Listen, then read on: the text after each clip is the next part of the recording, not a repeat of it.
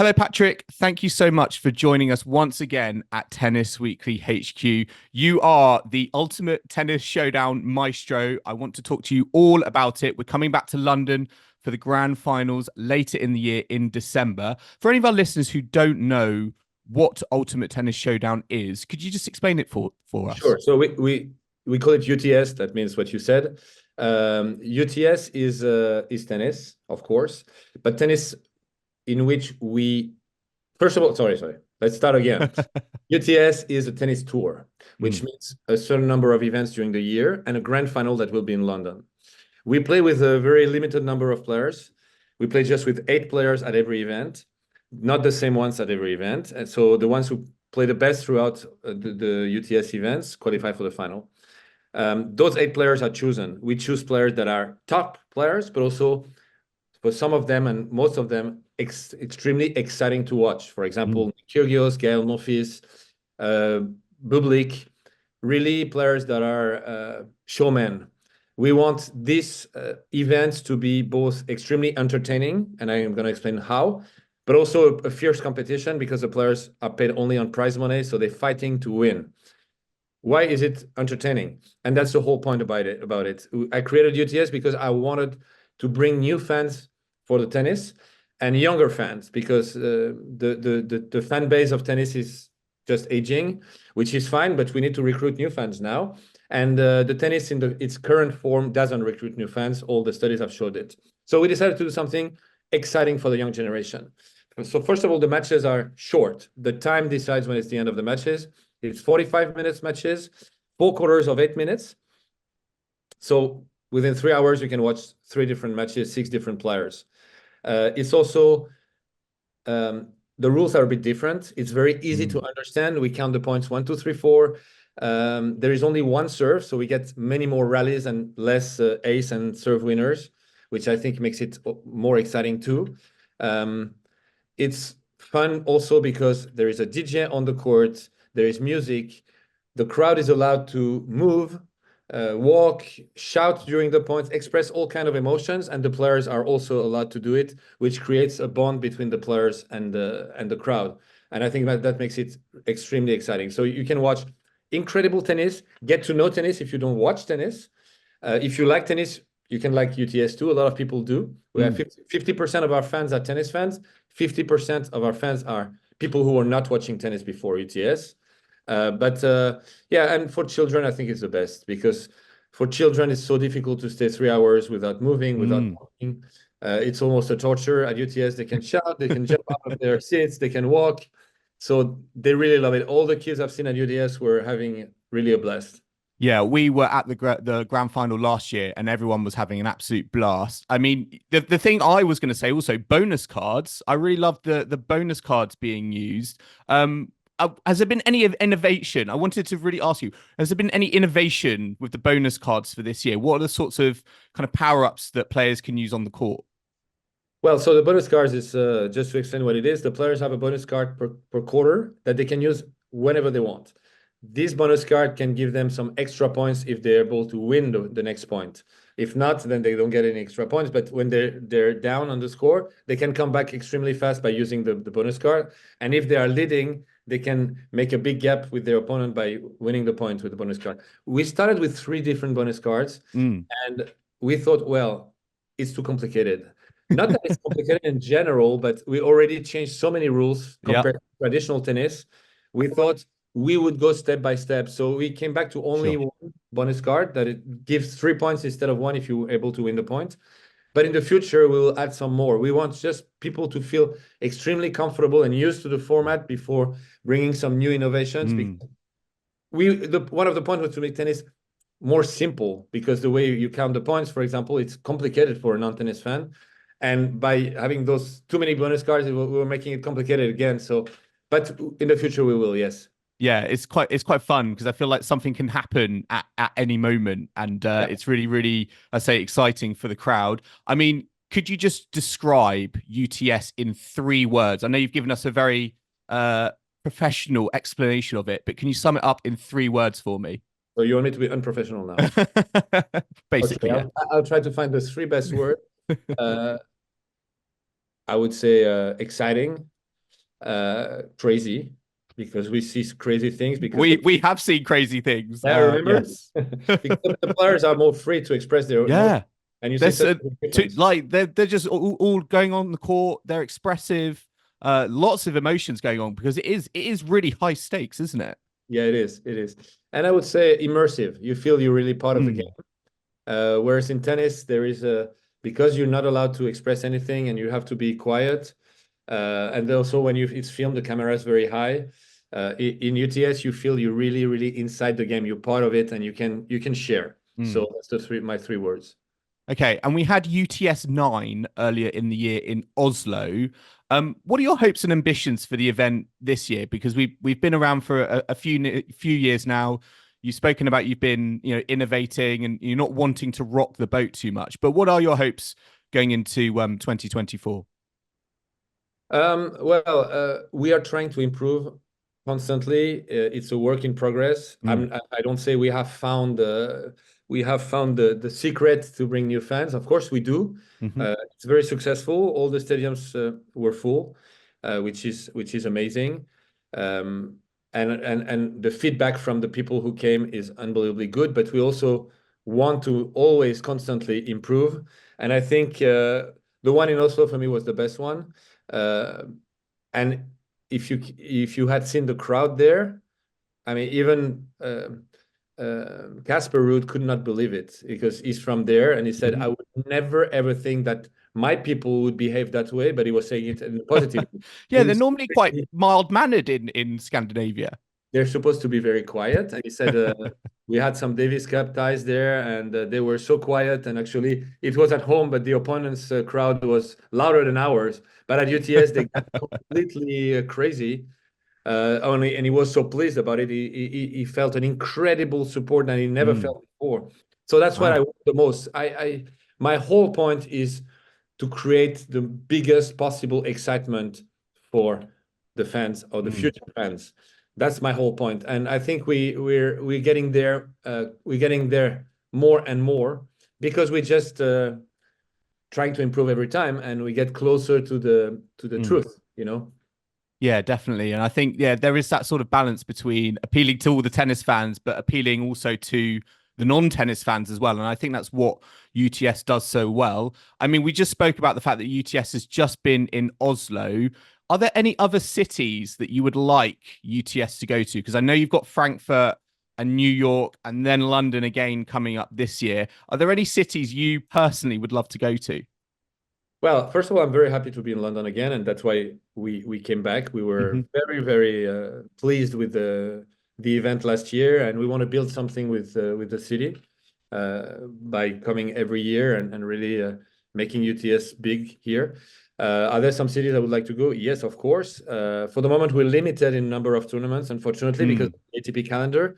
But if we could do more, we would for sure. I would love to go to South America, because I feel yes. there the crowd will be crazy. You don't, yeah, you don't need to do too much, I feel, to get the South American crowd up and out Exactly, of their seats. exactly. And we do too much. So imagine. I think it can be really crazy. I would love to go also to the south of Europe, because also there the crowd is super lively. Mm, I think, yeah, the event. But as I said, we went to the north of Europe, was supposed to be super quiet, like yeah. Oslo, and we were surprised in a good way. So I would love. Yeah, I think it's great to move, because we show UTS in different continents. Mm, Love to go to Asia too, to bring it to the Asian continent. But I'm also very happy to come back to the same cities to build something with the cities. So that's yeah. kind of difficult, because as I said, we're limited. Yeah, and just kind of building on, as I say, building on the cities that you've already been to, coming back to London for the grand finals again this year, but we're in a different venue. We're in a bigger venue in the Copper Box in the Olympic Park. Yeah, what was the reasoning behind just sort of keeping it in London and being in a bigger venue? Is this just sort of a testament to how successful and how appealing UTS has been? I couldn't have said it better. We come back to London I'm just because doing your job for you. thank you. Yeah, we come back to London, as I said, because we were really extremely pleased. We Mm, felt that the people were so excited there. We were sold out. We enjoyed so much, and we feel for a grand final, it has to be a big city, a great city.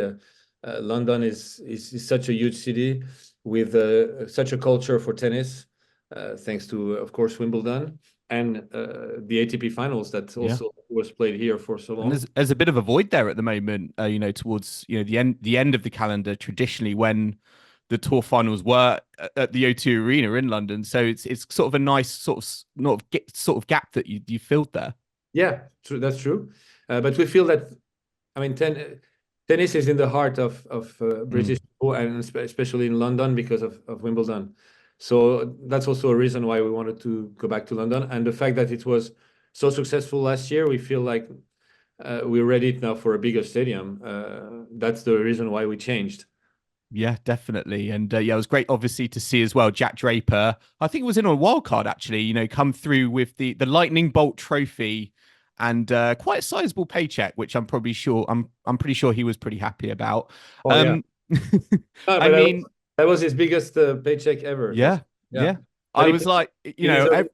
everyone was talking earlier this season about, oh, this was Jack Draper's first title, first trophy in Stuttgart. I was like, hang on, no, he won the UTS Grand Final last year.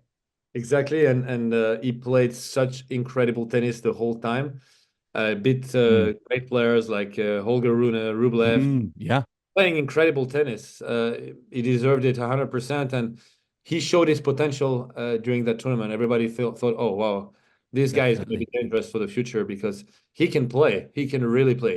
Definitely, absolutely. I mean, I would just love to ask you, are there any players you would like to see play UTS that you've never seen step on the UTS court before? Well, the first one is Nick Kyrgios. He was supposed to play the 4 events last year, but got injured. But to me, is just the perfect fit with UTS. It Mm. has the exact spirit of UTS because UTS is a fierce competition and incredible entertainment at the same time. And I think he's able to do it anywhere. He's so entertaining. He does a bit of crazy stuff, but he's also fighting to win, and he's playing incredible tennis. And so this combination is deadly. So I'm so excited to Mm. see him play. He did coach at UTS because the coaches are on Yeah. court. And He's as you also great on the mic as well. I've been obviously listening to him a bit in commentary, and you get that element also involved in UTS, and it's quite a unique insight I always feel into players and how they're feeling and how they're conducting themselves on court. And yeah, he's quite good in that respect as well. Yeah, no, you're right. We have interviews during the match at the changeover at UTS, which is also giving a good feel about Mm. I mean, what's going on the court, but also in the mind of the players, which is something you don't really usually get. And coming back to Nick, so he coached at UTS in LA because he was supposed to play, got injured. So we proposed him to coach Tiafo, and he said, "Yeah, I'll do it 100%," and he did. It was great, and I agree. He's amazing on the microphone too, and I think it's great because people get to know him better in a completely different role, and they Mm. get his personality better.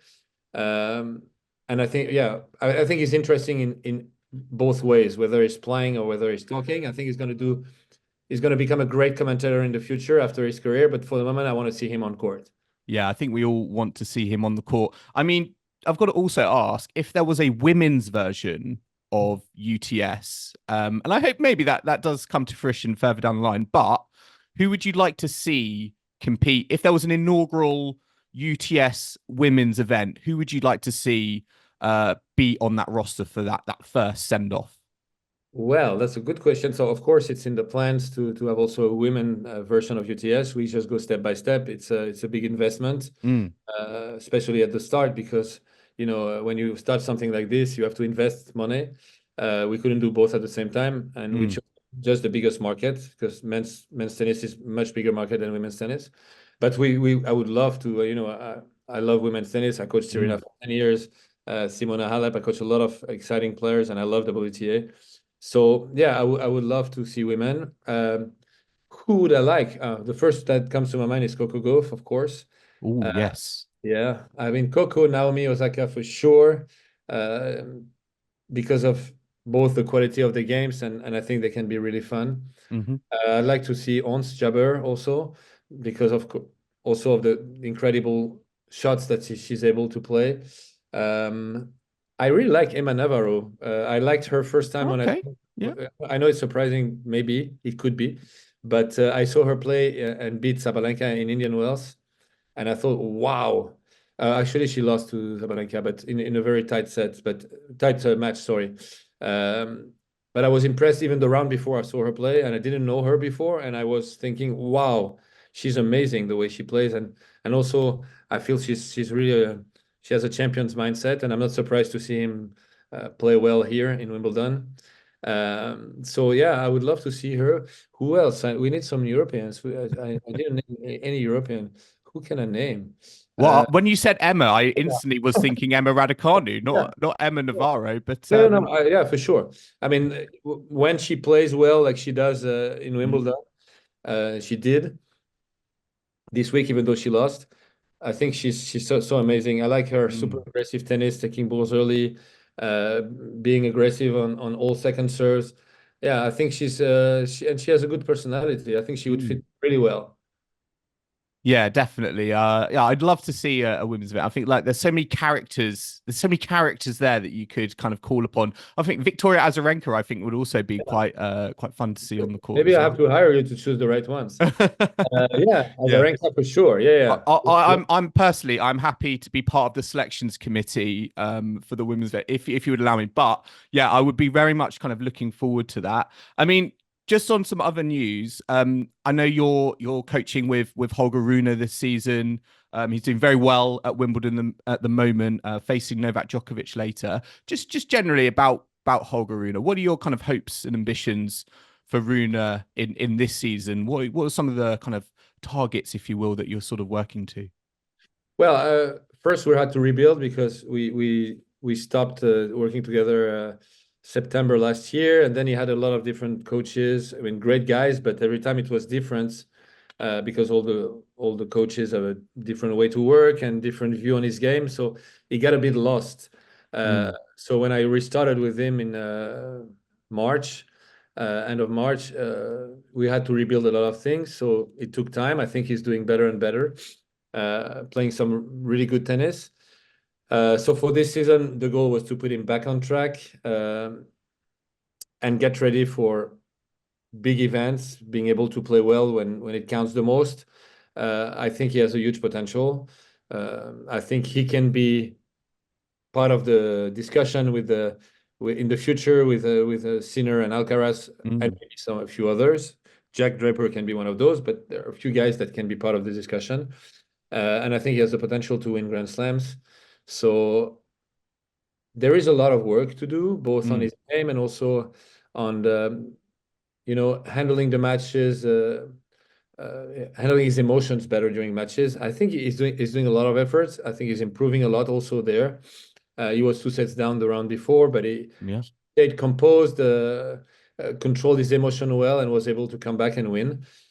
So yeah, I think if he does what he needs to do, he can really be a potential Grand Slam winner in the near Yeah, and future. it's very exciting at the moment because he's facing Novak Djokovic today. Novak Djokovic in the build-up to this match said he was expecting fireworks in this matchup. What is it about this matchup? Because I was looking at their head-to-head. It's quite close. They've had some very entertaining matches. What is it about the Rune Djokovic rivalry that you think is so entertaining and kind of, as I say, kind of special and has got Djokovic saying, "Yeah, I'm expecting fireworks." Yeah, Holger has had quite a lot of success against Novak, and there are not so many players that can say that.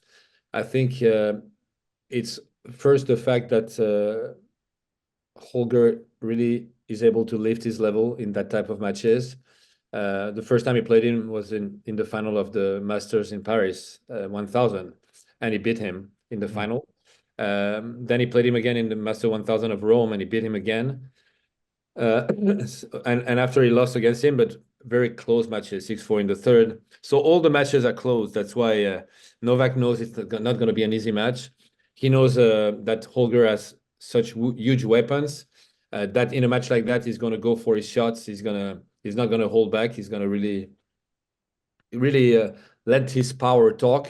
mm, And Novak knows it. always tough against him. That's probably why he says this, and I can't wait to watch it. I mean, I feel like we all can't wait to watch it. I'm just hoping the fireworks are delivered, to be honest. Yes, we'll have to wait and see. But yeah, I'm very much looking forward to that. I mean, just looking at the tour and you speaking about UTS and innovating the game, we're talking about like bonus cards, interviews on court, etc. Is there anything from the world of UTS that you would like to see incorporated onto the tour? Probably everything, but I don't want to change the tour for a simple reason. The tours, the tour fans are very traditional tennis fans that follow tennis for the last 20 plus years. Sorry, 40 plus years. They're very traditional and they don't want tennis to change. And I think it would be a mistake for the ATP to change the game because they would very much disappoint the traditional fans, which Mm, are the fan base of tennis. And that's also why UTS is here, because we don't touch traditional tennis. We just add something different for the ones that are not too traditional, that are already tennis fans, and new tennis potential tennis fans. But if I had to name something, I'm not going to escape from the question. I would say the code of conduct. I think we're talking about adults. mm.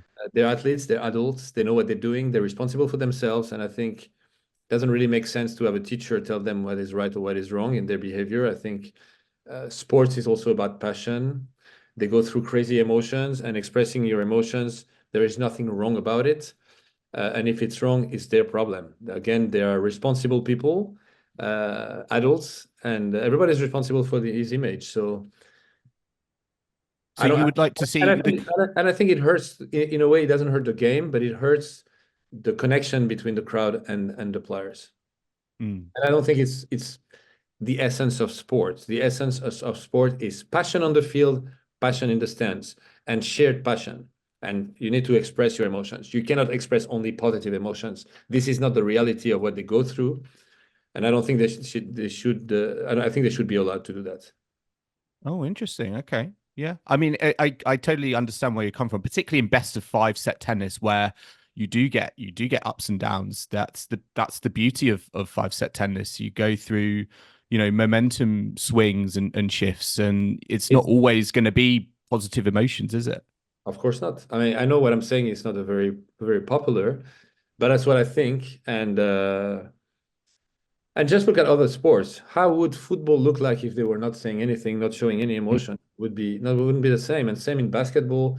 In all the sports, it's again the essence of sport is the passion of the athletes and all the emotions that are involved. And to share that with the crowd, I think it's a big plus. Mm. Okay. Well, we our time is nearly up. But before I let you go, Patrick, I've got some rapid fire questions for you from Tennis Weekly HQ. Are you ready? I am. Okay. All right.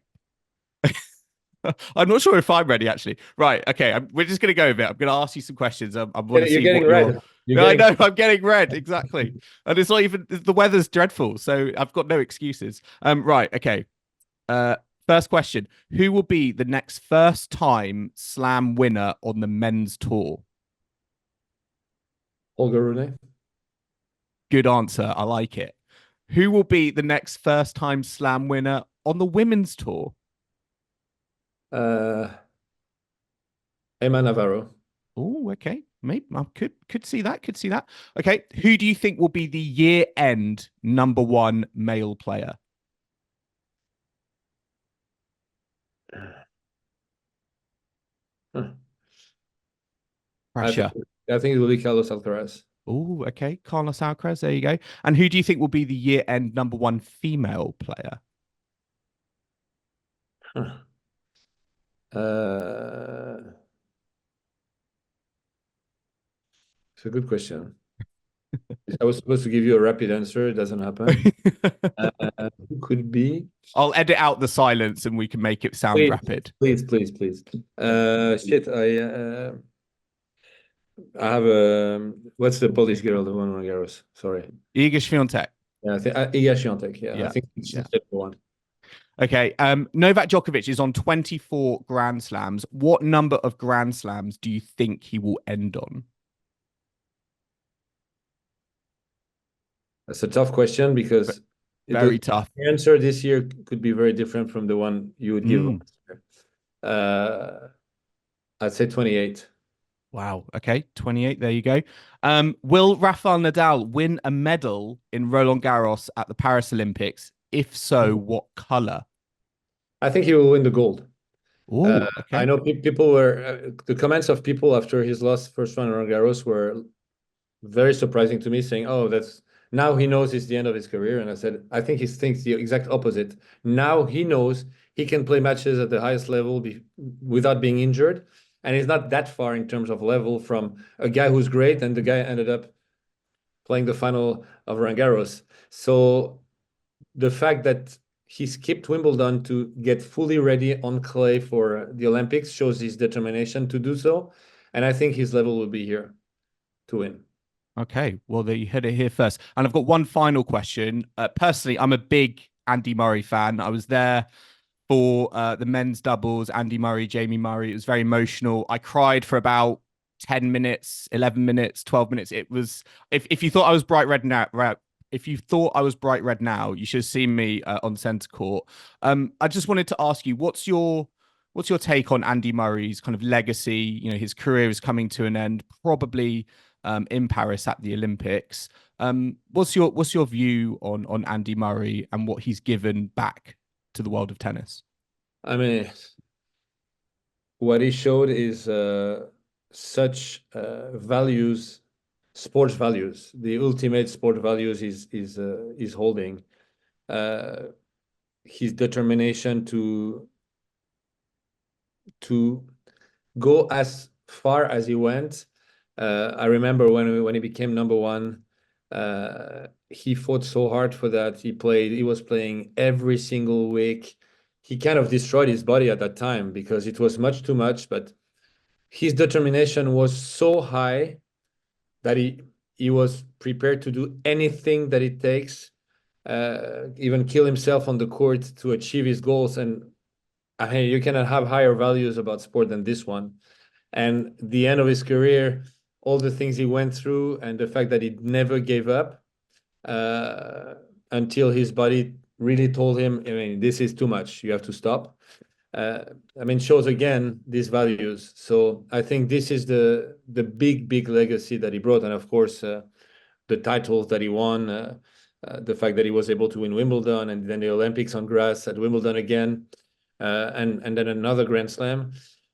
I mean, shows the champion he is, the fact that he was number one. But I will remember these qualities that I've talked about more than anything. Yeah, This definitely. is so rare. Yeah, I mean, he's an unbelievable career. You know, it just shows. I think you're just looking around on centre court at everyone. I wasn't the only one with tears in my eyes. Let's just leave it there. But otherwise, I'm gonna start welling up again. But Patrick, thank you so much for taking the time to come onto the show. It's been a pleasure, as always, to talk UTS and also talk your views just generally on the tennis world. Thank you very much. It was a pleasure for me too, as always. Guys, the UTS Grand Finals are coming up at the Copper Box in London from the 6th to the 8th of December. You can get your tickets online from the UTS website. We will make sure to put the link in the description, and we hope to see you there. Yeah, I'm going to be leaving now. Patrick's going to be leaving now. Thank you, everyone, for taking the time to listen to the show.